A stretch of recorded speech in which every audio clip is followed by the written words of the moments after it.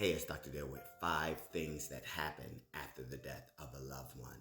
So I was going through my responses this morning from my videos, and I saw this one here, and it says it was August 24th, 12:04 p.m. when he died in hospice.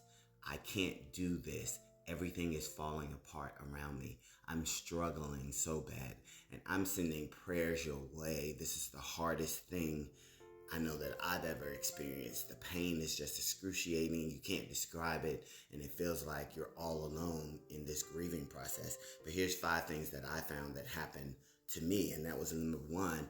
I kind of went into this autopilot mode where I'm just walking, I'm doing things, but I'm not connected to anything. And that leads me to number 2, is that I actually disconnected from my reality, because what I knew was reality with that person in my life doesn't exist anymore, and it goes away, and that's hurtful and painful.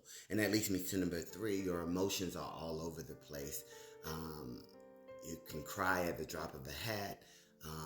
You look at something and you get emotional. And that leads me to number 4. You're very sensitive to everything. I know when my mom and my dad died, if I heard someone talking about their mom or talking about their dad, it just triggered me. I was emotional all over the place. And that leads me to number 5. You feel like you're out of control, which you are. This is something that you can't control, and that's why I suggest these things, is just to take one day at a time.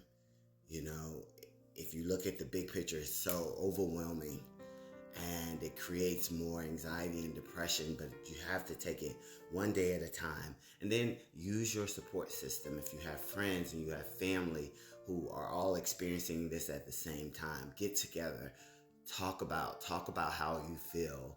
And if you can't do that and you don't have anybody, seek a therapist so that you can talk about your emotions. Because what I found is a lot of people try to avoid talking about their loved one, and I feel like that makes it bigger.